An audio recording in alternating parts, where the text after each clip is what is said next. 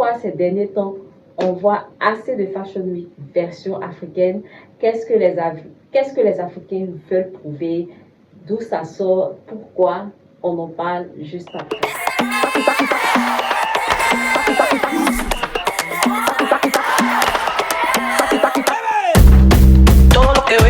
Aujourd'hui, j'ai tenu à faire cette vidéo, ma première vidéo de 2026 pour parler mode africaine, d'accord? Vous avez vu, j'ai posté beaucoup de shorts sur les différentes Fashion Week. Il y a eu la Fashion Week à Dakar que je salue parce que vraiment à Dakar, on a eu beaucoup de créativité. J'ai aimé déjà faire la Fashion Week à la plage, non pardon, faire la Fashion Week sur une île de Ngor, d'accord?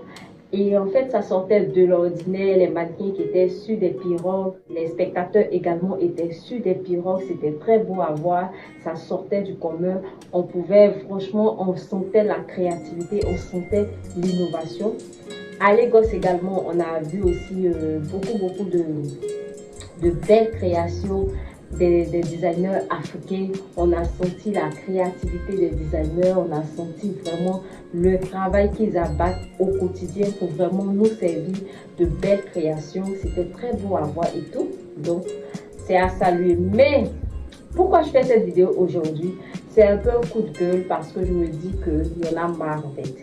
Tout le temps, lorsque des Africains veulent faire des concepts, les concepts sont toujours en copie à ceux de l'Occident. C'est-à-dire, quand l'Occident crée des concepts, l'Afrique copie. Et franchement, c'est trop dommage parce qu'en tant qu'Africains, on est tellement rempli de créativité. Parce que même quand on voit nos designs, par exemple, regardez, admirez ma tenue, elle est faite par moi. C'est ma création, c'est ma créativité, c'est quelque chose que j'ai fait sur une petite tête et voilà ce que ça donnait. J'adore. Vous comprenez, donc imaginez, moi je ne suis pas designer, donc imaginez combien de fois la créativité peut sortir des Africains en fait. Parce qu'on a tout sur notre continent, tout pour être créatif. Vous comprenez, donc je ne comprends pas pourquoi on est tout le temps obligé de copier des concepts. On peut créer des concepts typiquement africains. Des concepts qui viennent de l'Afrique propre à nous, sans donner des noms déjà que l'Occident a déjà pris en fait. Il y a tellement de choses, mais et franchement c'est dommage et moi ça m'énerve en fait. Depuis des années, ça a toujours été un certain prototype de mannequin, grande taille, ceci, cela. Tout ça, on peut changer, donner la chance à toutes les morphologies parce que les créations que les designers font, ce n'est pas seulement les personnes grande taille, le prototype ou la morphologie des mannequins qui portent ces vêtements. Ces vêtements-là sont portés par tout le monde et peuvent être portés par tout le monde, je suppose. Lorsque moi, je suis designer, que je fais sortir ma création, mais ce n'est pas forcément pour un prototype de morphologie. Je veux dire, ma création s'adresse à toutes les morphologies.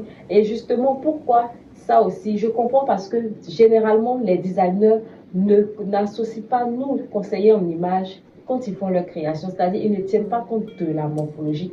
Ils font juste des créations comme ça. Et ça, c'est un constat que je fais.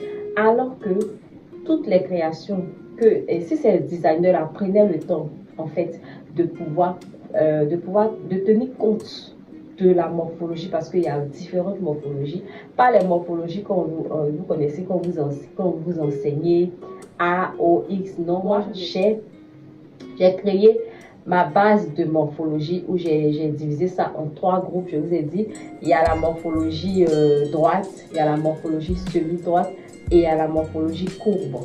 D'accord? Tout le monde peut se retrouver dans ces 3 catégories de morphologie et c'est beaucoup plus simple, beaucoup plus simplifié que d'associer notre morphologie à des lettres en fait. Je trouve que ce n'est pas normal et ça ne fait pas en fait. Vous comprenez? Ok, donc, chers designers, c'est un coup de gueule à travers ma vidéo. Pensez aux morphologies. Arrêtez de faire croire que c'est que les mannequins qui veulent porter vos tenues. Parce qu'à la fin des défilés, ce ne sont pas les mannequins. Les mannequins ne portent même pas vos tenues. Mais ce sont les personnes lambda, comme moi, comme tout le monde, qui vont porter vos tenues. Donc, tenez compte. D'accord? C'est vraiment important de pouvoir travailler avec les différentes morphologies. Mais en tout cas, si vous ne prenez pas mon coup de gueule en compte, moi-même, je vais créer certains concepts très bientôt. Voilà, je ne vais pas trop parler, d'accord? Et aussi, je voulais vous dire aussi que Vous aurez droit à des e-books. Déjà, j'ai déjà un e-book que je vais mettre peut-être le lien en barre de description. D'accord, un e-book sur les bases du conseil en image. Voilà, pour ceux que ça va intéresser, vous pouvez cliquer sur le lien pour pouvoir vous procurer en fait, c'est pas un e-book en tant que tel, c'est plutôt un guide où je parle, où je décris les bases du conseil en image, où je parle de morphologie, voilà, tout ce qui, en tout cas les basiques en fait du conseil en image, d'accord. Et en fait, ma vidéo ne va pas être vraiment trop longue, ok. Je voulais juste passer ce message là pour dire que africain, en fait, 2026, c'est tellement l'année de la créativité, de l'authenticité. Et en tant qu'Africain, en tant qu'acteur africain, acteur de la mode, on doit faire preuve de beaucoup de créativité. Pas seulement dans les créations, mais dans la conception des concepts, dans les défilés. Il faut qu'il y ait vraiment de la créativité dans l'organisation même du défilé. On est fatigué de voir toujours les mêmes défilés sur un podium. En fait, c'est toujours les mêmes choses, en fait. D'accord? Donc, on a envie de voir de l'innovation. On a envie d'entendre beaucoup d'autres concepts. On a envie de voir d'autres choses. Voilà, on n'est pas obligé. Aujourd'hui, nous sommes dans un monde où on casse les codes.